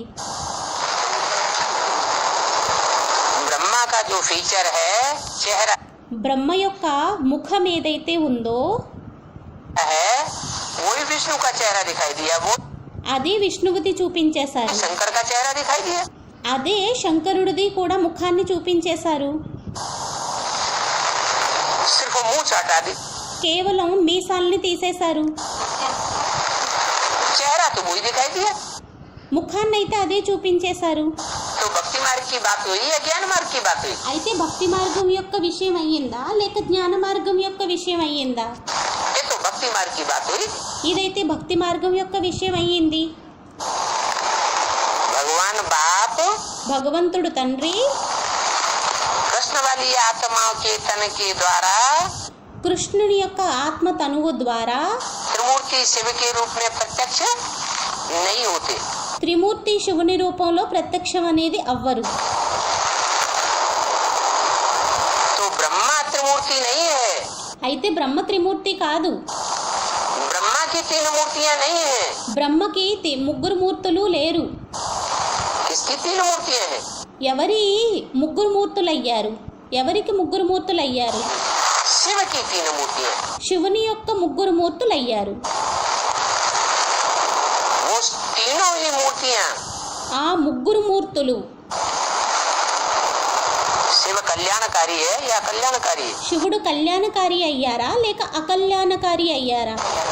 कल्याणकारी है। కళ్యాణకారి అయ్యారు. तो वो तीनों ही मूर्तियां जो वास्तव में हैं, అయితే ఆ ముగ్గురు మూర్తులు వాస్తవంగా ఎవరైతే ఉన్నారో जिनके लिए बोला వారి కోసం అనడం జరిగింది, तुम बच्चों को त्रिमूर्ति का పిల్లలైన మీకు త్రిమూర్తులది यथार्थ चित्र बनाना चाहिए। యథార్థమైన చిత్రాన్ని తయారు చెయ్యాలి. ये एक्यूरेट चित्र नहीं है जो बनाया है। ఇది అక్యురేట్ చిత్రం కాదు ఏదైతే తయారు చేశారో. इसमें దేనిలో? दादा लेखराज के ही तीनों దాదా లేఖరాజుదే फीचर रख दिए। ముఖాలని ముగ్గుల్లోని పెట్టేశారు. क्यों नहीं है एक्यूरेट? ఎందుకని అక్యురేట్ కాదు? एक थी ये तो भक्ति मार्ग वाले जैसे कृष्ण का नाम डाल देते हैं गीता में। ఏ విధంగానైతే భక్తి మార్గంలో కృష్ణుని యొక్క పేరు గీతలో వేసేస్తారు. गीता का भगवान గీతా భగవంతుడు, कृष्ण बच्चे को बनाए देते हैं। కృష్ణ పిల్లవాడిని తయారు చేసేస్తారు. ऐसे ही यहाँ बेसिक नॉलेज में भी क्या किया है? అదే విధంగా ఇక్కడ బేసిక్ నాలెడ్జ్లోని కూడా ఏం చేయడం జరిగింది? कृष्ण उर्फ दादा लेखराज का चेहरा కృష్ణ అనబడే బ్రహ్మ దాదా లేఖరాజు యొక్క ముఖాన్ని तीनों चित्रों में 3 చిత్రాలలో ब्रह्मा विष्णु शंकर के रूप में डाल दिया। బ్రహ్మ విష్ణు శంకరుడు రూపంలో వేసేశారు. ये रंग है चित्र, ఇది చిత్రం రాంగ్ అయ్యింది. यथार्थ चित्र नहीं है। యథార్థమైన చిత్రం కాదు. तुमको तो त्रिमूर्ति शिव का चित्र डालना चाहिए। మీకైతే త్రిమూర్తి శివుని యొక్క చిత్రాన్ని వేయాల్సి ఉంటుంది. त्रिमूर्ति शिव, త్రిమూర్తి శివుడు.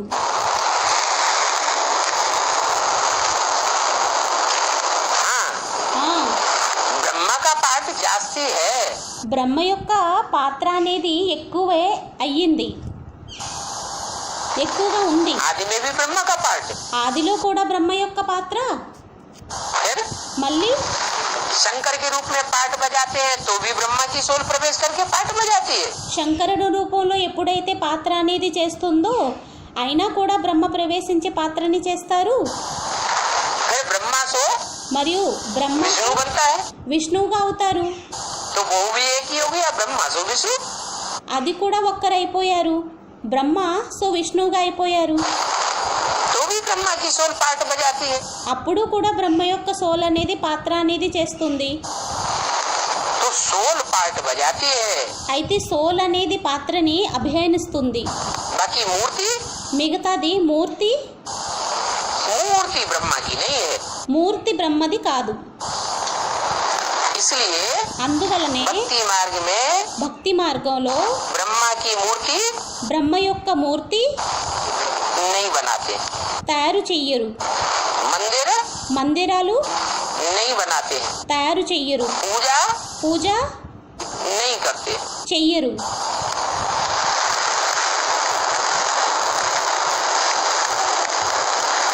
मनुष्य शंकर को ऊंचे रखते हैं, మనుష్యులు శంకరుణ్ణి ఉన్నతంగా పెడతారు.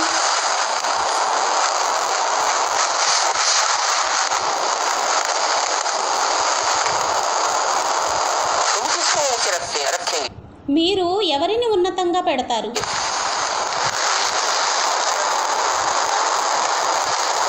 तुम शिव को ऊंचे रखेंगे, మీరు శివుణ్ణి ఉన్నతంగా పెడతారు.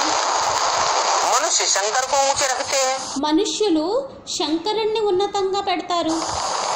फर्क क्या हुआ? తేడా ఏమయ్యింది? तुम्हारी बुद्धि में మీ బుద్ధిలో शिव कहने से रूप किसका आवेगा? శివుడు అనినట్లయితే రూపం అనేది ఎవరిది గుర్తు వస్తుంది? बिना नाम रूप के कोई चीज होती है दुनिया में? నామరూపాలు లేకుండా ఈ ప్రపంచంలో ఏదైనా వస్తువు ఉంటుందా? नाम रूप बगैर तो कोई होता नहीं। నామరూపాలు లేకుండా ఏది ఉండదు. तो जब तुम कहेंगे शिव ఎప్పుడైతే మీరు శివుడు అని అంటారో तो तुम्हारी बुद्धि में रूप किसका आवेगा? అప్పుడు మీ యొక్క బుద్ధిలోకి రూపం అనేది ఏది జ్ఞాపకం వస్తుంది?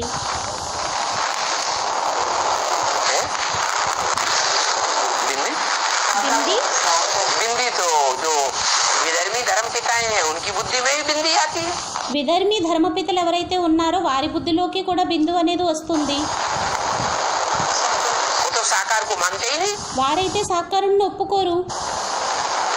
भले तुम साकार को देखेंगे భలే మీరు సాకారుణ్ణి చూస్తారు, परंतु साकार को देखते हुए भी కానీ సాకారుణ్ణి చూస్తూ కూడా మీరు तुम्हारी बुद्धि में ये रहेगा कि इसमें कार्य करने वाली कल्याणकारी आत्मा कौन है। ఇతని యొక్క శరీరంలో కార్యం చేసేటటువంటి కార్యమూర్తి ఎవరయ్యారు? शंकर है या शिव है? శంకరుడా లేక శివుడయ్యారా? शिव है। శివుడయ్యారు. तो तुम्हारी बुद्धि में शिव रहेगा। అయితే మీ బుద్ధిలో శివుడు ఉంటుంది. जैसे बाबा कहते थे ब्रह्मा की गोद में आते हो, ఏ విధంగా బాబా అనేవారు బ్రహ్మ యొక్క ఒడిలోకి వస్తారు, तो जिनकी बुद्धि में बैठा होगा అయితే ఎవరి బుద్ధిలోనైతే కూర్చొని ఉంటుందో, क्या वो ब्रह्मा की गोद में आते हैं? మేము బ్రహ్మ యొక్క ఒడిలోకి వచ్చాము, तो फिर అప్పుడు ఫెయిల్. अगर पूछे किसकी गोद में आए हो और कहता है कि शिव बाबा की गोद में आए, ఒకవేళ అడిగినట్లయితే అంటారు నేను శివబాబా యొక్క ఒడిలోకి వచ్చాను అని, तो అప్పుడు पास। అప్పుడు పాస్ అయ్యారు. तो क्या अंतर पड़ गया? అప్పుడు ఏం తేడా అనేది వచ్చేసింది? भावना का अंतर पड़ गया। భావన యొక్క తేడా అనేది వచ్చేసింది. ब्रह्मा वाली जो सोल है బ్రహ్మ యొక్క ఏదైతే సోల్ ఉందో वो तो जन्म जन्मांतर खुद ही नीचे गिरती चली जाती है। ఆ ఆత్మ అయితే జన్మ జన్మాంతరాలు స్వయమే దిగజారిపోతూ ఉంటుంది, ऊंची उठती है। లేక పైకెత్తుతుందా? పైకెక్కుతుందా? जन्म जन्मांतर नीचे गिरती गई या ऊंची उठी? జన్మ జన్మాంతరాలు కిందకు దిగజారిపోయిందా లేక పైకెక్కిందా? नीचे गिरती है। కిందకు దిగజారిపోతుంది. वो कैसे ऊंची उठाएगी? అయితే అతను ఎలా పైకెత్తుతాడు? उसमें ऊंच उठाने वाला कौन है? అతనిలో ఉన్నతంగా ఎత్తేవారు ఎవరయ్యారు? आत्मा है। ఆత్మ అయ్యింది. तो तुम जिस आत्मा की तरफ तुम्हारा कंसंट्रेशन रहता है ఆత్మ వైపు మీది ఏదైతే ఏకాగ్రత అనేది ఉంటుందో वो भाव की बात है। ఆ భావం యొక్క విషయం అయ్యింది. इसलिए कहते हैं भाव प्रधान विश्व रचि राखा। అందువలనే అంటారు భావ ప్రధాన విశ్వరచరాక.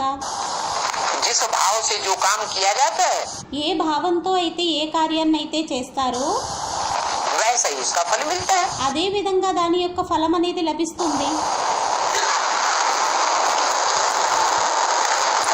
तो मनुष्य शंकर को ऊंचे रख देते हैं అయితే మనుష్యులు శంకరుణ్ణి ఉన్నతంగా పెట్టేస్తారు,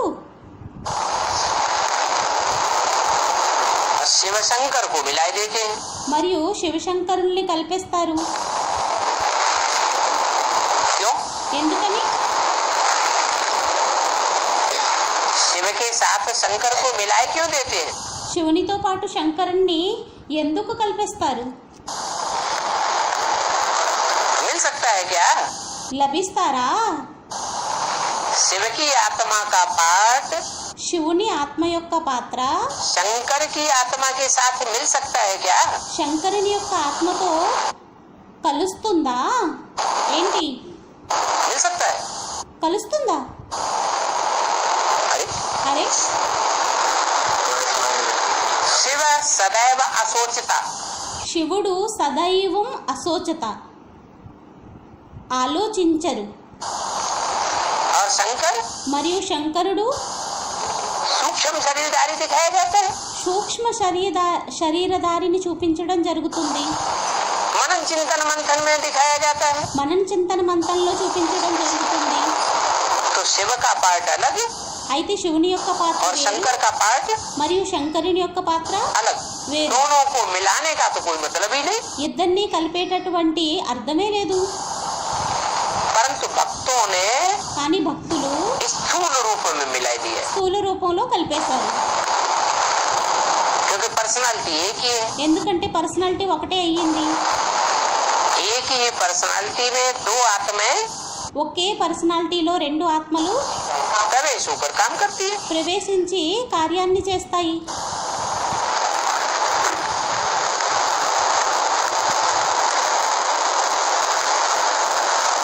ब्रह्मा का ही पार्ट जास्ती है। బ్రహ్మ యొక్క పాత్రే ఎక్కువయ్యింది. याद में रहना कोई पार्ट है क्या? యాదులో ఉండడం ఏమైనా పాత్ర అయ్యిందా ఏంటి? पार्ट कर्मेंद्रियों से बजाया जाता है పాత్రని కర్మేంద్రియాలతో అభినయించడం జరుగుతుందా या बुद्धि से बजाया जाता है? లేక బుద్ధితో అభినయించడం జరుగుతుందా? कर्मेंद्रियों से पार्ट बजाया जाता है। కర్మేంద్రియాలతో పాత్రని అభినయించడం జరుగుతుంది. और शंकर क्या करता है? మరియు శంకరుడు ఏం చేస్తారు? याद में रहता है। యాదులో ఉంటారు. ये तो कर्मेंद्रियों से कोई पार्ट नहीं है। ఇదేమి కర్మేంద్రియాలతో పాత్ర ఏమీ అవ్వలేదు. तो ब्रह्मा का ही बड़ा पार्ट है। అయితే బ్రహ్మదే పెద్ద పాత్ర అయ్యింది. ब्रह्मा का कहो या विष्णु का कहो, బ్రహ్మదనండి లేక విష్ణువుదనండి, सबसे जास्ती पार्ट इन दोनों का है। అన్నిట్లకంటే కూడా ఎక్కువ పాత్ర అనేది వీరిద్దరిది అయ్యింది. ब्रह्मा द्वारा ब्राह्मण धर्म की स्थापना, బ్రహ్మ ద్వారా బ్రాహ్మణ ధర్మ స్థాపన, फिर ब्रह्मा ही మళ్ళీ బ్రహ్మే सो विष्णु बनता है। విష్ణువుగా అవుతారు. तो विष्णु द्वारा पालना, అప్పుడు విష్ణువు ద్వారా పాలన, సో విష్ణువుగా అవుతారు. इन दोनों का पार्ट जास्ती है। ఈ ఇద్దరి పాత్ర కూడా ఎక్కువయ్యింది. शंकर का क्या पार्ट है? आंख శంకరుడిది ఏం పాత్ర అయ్యింది? खोले కళ్ళు తెరిచారు और दुनिया का మరియు ప్రపంచంది विनाश हो गया, ये पार्ट। వినాశనం అయిపోయింది, ఇది పాత్ర అయ్యింది. आंख खोलने में कितनी देर लगती? కళ్ళు తెరవడానికి ఎంత టైం పడుతుంది? 1 सेकंड। ఒక్క సెకండ్. तो अच्छा रहे इनकी आंखें बंद ही बनी रहे। ఇంకా మంచిది, ఇతని కళ్ళు మూయబడే ఉండాలి. कि आंख खुल जाए सो अच्छा। లేక కళ్ళు తెరవబడితే మంచిదా? है? आंख खुलना मना కళ్ళు తెరవడం అంటే ज्ञान की आंख खुल जाए। జ్ఞానం యొక్క నేత్రాలు తెరవబడవాలి. जब ज्ञान की आंख खुल जाती है ఎప్పుడైతే జ్ఞానం యొక్క నేత్రం అనేది తెరుచుకోబడుతుందో तो इच्छा मात्रम అప్పుడు ఇచ్చా మాత్రం अविद्या की स्टेज आ जाती है। అవిద్య స్టేజ్ అనేది आप వచ్చేస్తుంది. मुए స్వయం మరణించినట్లయితే मर गई दुनिया। ప్రపంచం మరణించేసింది. बच्चों को रोज समझाया जाता है, పిల్లలకి రోజు అర్థం చేయించడం జరుగుతుంది. स्कूल में रोज नहीं पढ़ेंगे, స్కూల్లో రోజు చదవకపోయినట్లయితే, मुरली नहीं सुनेंगे, మురళి వినకపోయినట్లయితే तो फिर तुम्हारी absent पड़ जाएगी। అప్పుడు మీ యొక్క అబ్సెంట్ అనేది పడిపోతుంది. रजिस्टर काहे के लिए बनाया जाता है? రిజిస్టర్ని ఎందుకు పెట్టడం జరుగుతుంది? हाजिरी लगाने के लिए रजिस्टर बनाया जाता है ना। హాజరు వేయడానికి రిజిస్టర్ తయారు చేయడం జరుగుతుంది కదా. तो ये भी ईश्वरीय स्कूल है, అయితే ఇది కూడా ఈశ్వరీయ స్కూల్ అయ్యింది. इसमें भी देखा जाता है ఇందులో కూడా చూడడం జరుగుతుంది.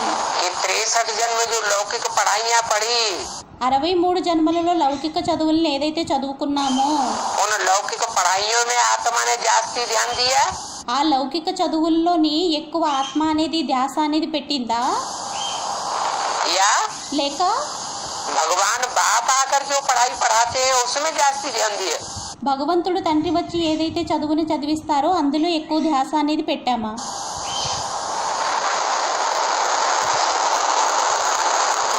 कौन सी पढ़ाई में जास्ती ध्यान देना चाहिए? ఏ చదువులో ఎక్కువ ధ్యాస అనేది పెట్టాలి? ईश्वर बाप आकर पढ़ाते हैं, ఈశ్వరుడు తండ్రి వచ్చి చదివిస్తారు. 21 जन्मों के लिए प्रारब्ध मिलती है। 21 जन्मల కోసం ప్రారబ్ధం అనేది లభిస్తుంది. अब वो पढ़ाइयाँ तो ఆ చదువులైతే एक जन्म पढ़ो, ఒక్క జన్మలో చదవండి, उसी जन्म में प्रारब्ध मिले, ఆ జన్మలోనే ప్రాలబ్ధం అనేది లభిస్తుంది. वो भी मिले मिले అది కూడా లభించినా లభించకపోయినా न मिले। లభించినా లభించకపోయినా तो कितना बाप आकर के అయితే ఎంత తండ్రి వచ్చి आंखें खोलते हैं कि सब కళ్ళు తెరుస్తారు. पढ़ाई से तुम्हारा जन्म जन्मांतर का ఈ చదువు ద్వారా మీ జన్మ జన్మాంతరాల యొక్క फायदा है, ఫలితం. और फिर 21 जन्म का ही फायदा नहीं है। మళ్ళీ 21 జన్మల కోసమే ఫలితం కాదు. यहाँ जो तुम पढ़ाई के संस्कार धारण करते हो, ఇక్కడ మీరు ఏదైతే చదువు యొక్క సంస్కారాలని ధారణ చేస్తారో, ज्ञान धारण करने के संस्कार धारण करते हो, జ్ఞానాన్ని ధారణ చేసేటటువంటి సంస్కారాలని ధారణ చేస్తారో, ये संस्कारों की तीव्रता ఈ సంస్కారాల యొక్క తీవ్రత 63 जन्मों में भी चलती रहेगी। 63 జన్మల్లోని కూడా నడుస్తూ ఉంటుంది.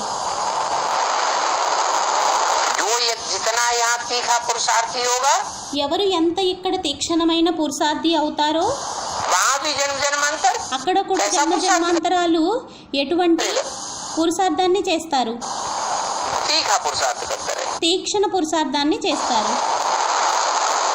21 जन्म तो सुहाना होने की गारंटी है ही, అయితే 21 జన్మలు సుహాలా అయ్యేటటువంటి గ్యారెంటీ అయితే ఉంది.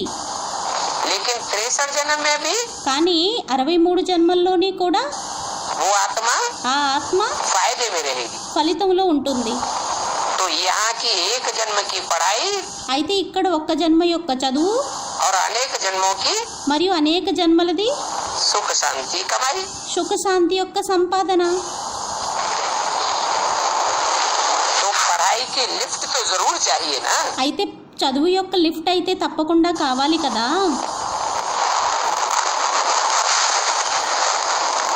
गॉडली यूनिवर्सिटी में एब्सेंट थोड़ा ही होना चाहिए। గాడ్లీ యూనివర్సిటీలో ఆబ్సెంట్ అనేది అవ్వాలా ఏంటి? हम्म?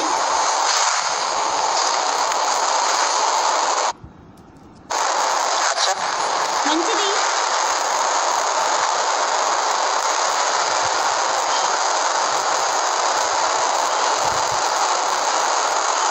गॉडली यूनिवर्सिटी में कौन पढ़ाते हैं? గాడ్లీ యూనివర్సిటీలో ఎవరు చదివిస్తారు? गॉड फादर पढ़ाते हैं। గాడ్ ఫాదర్ చదివిస్తారు. और जो यूनिवर्सिटीज होती है वो तो मनुष्य गुरुओं की बनाई हुई है। వేరే వేరే యూనివర్సిటీలు ఏవైతే ఉంటాయో అవి మనుష్య గురువులు తయారు చేశారు. यहाँ एब्सेंट नहीं होना चाहिए। ఇక్కడ ఆబ్సెంట్ అవ్వకూడదు. पढ़ाई कितनी ऊंच है, చదువు ఎంత ఉన్నతమయ్యింది. जिस पढ़ाई से तुम सुखधाम के मालिक बनते हो। ఆ చదువు ద్వారా మీరు సుఖధామం యొక్క యజమానులుగా అవుతారు. वहाँ तो अनाज आदि सब फ्री रहता है। అక్కడైతే ధాన్యాలు అవి ఫ్రీగా ఉంటాయి. कहाँ? ఎక్కడ? सत्युग है, अनाज की कोई कीमत नहीं लगेगी। సత్యుగంలోని ధాన్యాలకి ఏది రేట్ అనేది ఉండదు. और यहाँ మరియు ఇక్కడ तो अनाज की, ఇక్కడ ధాన్యాలకి सड़े हुए अनाज की भी कीमत। చెడిపోయినటువంటి ధాన్యాలకి కూడా ధర అనేది ఉంది. जो भी अनाज मिल रहा है ఏవైతే ధాన్యాలు లభిస్తున్నాయో उसमें कीड़े कितने होते हैं? అందులో పురుగులు ఎన్ని ఉంటాయి? जो खाद लगाई जाती है ఏవైతే ఎరువును వేయడం జరుగుతుందో उस खाद वाले अनाज में ఆ ఎరువుల ధాన్యాలలో बहुत कीड़े पड़ते हैं। చాలా కీటకాలు అనేవి చాలా పురుగులు అనేవి పడతాయి. इसलिए आजकल ऑर्गेनिक खेती पर ज्यादा दबाव देते हैं। అందువల్ల ఈ రోజుల్లోని ఆర్గానిక్ పొలం మీద చాలా ధ్యాస అనేది పెట్టడం జరుగుతుంది. एक केमिकल वाली खेती ఈ కెమికల్ వాలి పంటని बंद होनी चाहिए।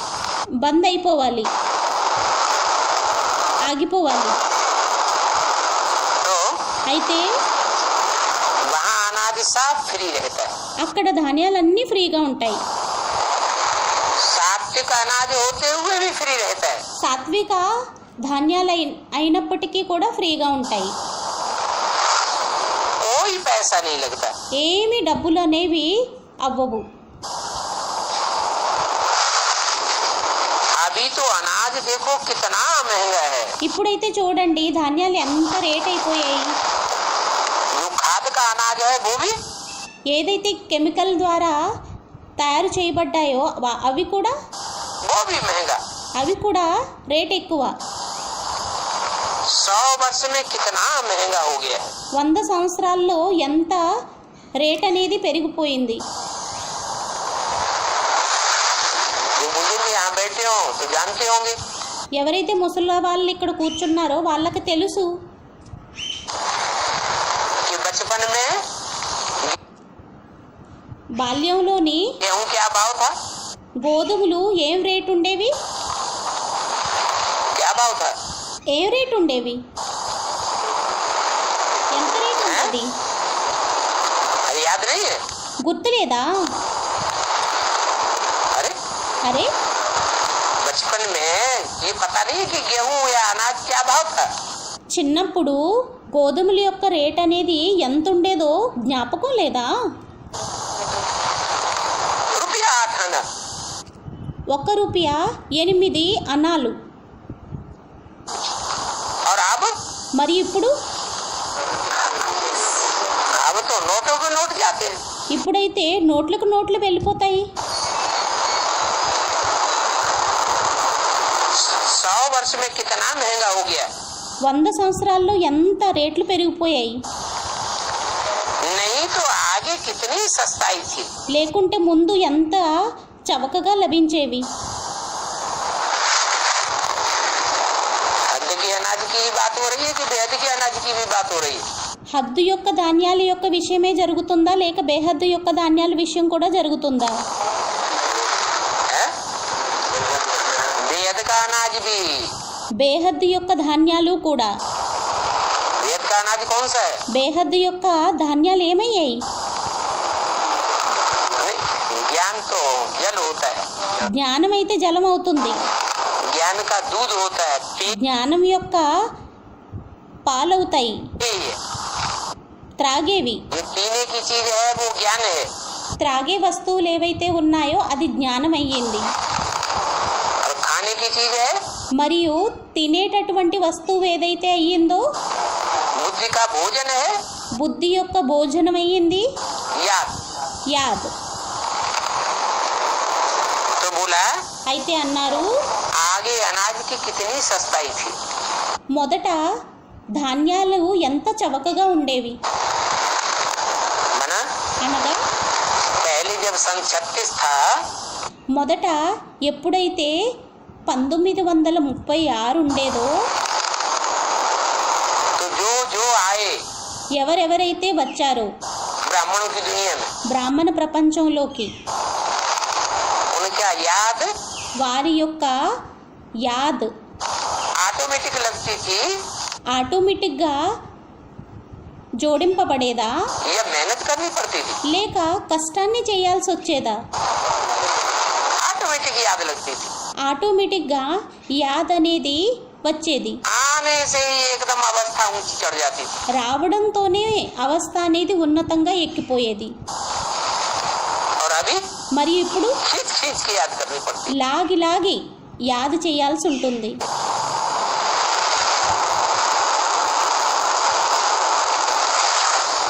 वहाँ नई दुनिया में तो कोई अप्राप्त वस्तु नहीं होती। అక్కడ కొత్త ప్రపంచంలో ఏమీ కూడా అప్రాప్తి వస్తువు అనేది ఉండదు. जिसके लिए वहाँ पुरुषार्थ करना पड़े। అక్కడ కోసం పురుషార్థం చేయాల్సి ఉంటుంది. वो है ही सुखधाम।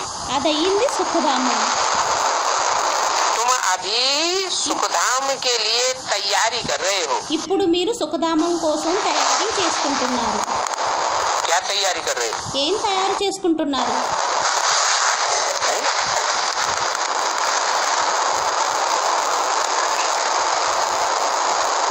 बैगर टू प्रिंस बनना है ना। బెగ్గర్ నుండి ప్రిన్స్గా అవ్వాలి కదా. ये क्या ఇదేంటి? क्या तैयारी कर रहे हैं? ఏం తయారీ చేస్తున్నారు? जो भी इस ईश्वरीय ज्ञान में आवे ఎవరైతే ఈ ఈశ్వరీయ జ్ఞానంలోకి వస్తారో तो पहले ये जुआ खेले. వారు ఈ పందాన్ని ఆడాలి. क्या ఏంటి? सारा तन मन धन सब ईश्वरीय सेवा में మొత్తం తనువు మనసు ధనం అంతా ఈశ్వరీయ సేవలో स्वाहा करें. స్వాహా చేసేయాలి. इतना इतना स्वाहा करें कि ఎంతెంత స్వాహా చేసుకోవాలి అంటే बेगर बन जाए. దగ్గరగా అయిపోవాలి. इसलिए भक्ति मार्ग में कहते हैं అందువల్లనే భక్తి మార్గంలో అంటారు कि शंकर का फॉलोअर नहीं बनना. శంకరుని యొక్క ఫాలోవర్గా అవ్వకూడదు. शंकर बभूतिया है तो तुमको भी क्या बना देगा. శంకరుడు భస్మము రాసుకునేవాడు అయినట్లయితే మిమ్మల్ని కూడా ఏం చేసేస్తారు? बभूतिया लंगोटिया बनाए देगा. మిమ్మల్ని కూడా భస్మంగా గోచి పెట్టుకునేవారిగా తయారు చేసేస్తారు.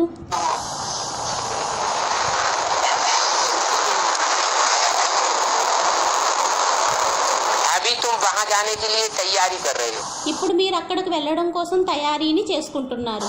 क्या तैयारी कर रहे हो? ఏం తయారు చేసుకుంటున్నారు? क्या तैयारी कर रहे हो? ఏం తయారు చేసుకుంటున్నారు? बेगर टू బెగ్గర్ టు प्रिंस बनने की तैयारी करते हो. ప్రిన్స్గా అవ్వడం కోసం తయారు చేసుకుంటున్నారు. साहूकार लोग कोई अपन को बेगर नहीं समझते. షాహుకారులు తమని ఎప్పుడూ కూడా బెగ్గర్లుగా అనుకోరు. क्यों? ఎందుకని? जिसके पास प्रैक्टिकल में ढेर सारी धन संपत्ति भरी पड़ी होगी ఎవరి దగ్గర అయితే ప్రాక్టికల్గా ఎక్కువ ధన సంపత్తి అనేది నిండి ఉన్నట్లయితే वो बेगर कैसे समझेगा. వారు బెగ్గర్ అని ఎలా అనుకుంటారు? जिसके पास धन होगा ఎవరి దగ్గర అయితే ధనం ఉంటుందో तो धनवान होगा. ధనవంతుడైనట్లయితే धनवान होगा तो उसको धन का नशा होगा. ధనవంతుడైనట్లయితే వారికి ధనం యొక్క నశ అనేది ఉంటుంది. पहलवान होगा పెహల్వాన్ బలవంతుడైనట్లయితే तो उसको అయితే అతడికి धन का नशा होगा. తనువు యొక్క శరీరం యొక్క నశ అనేది ఉంటుంది. कोई बड़ा नेता जनवान होगा ఎవరైనా పెద్ద నేత జనవంతుడైనట్లయితే तो उसको अपनी नेतागिरी का नशा होगा. मैं बड़ा అప్పుడు అతనికి తన నేతాగిరి యొక్క నశ అనేది ఉంటుంది. నేను చాలా పెద్ద నేతని అని. नेता हूँ.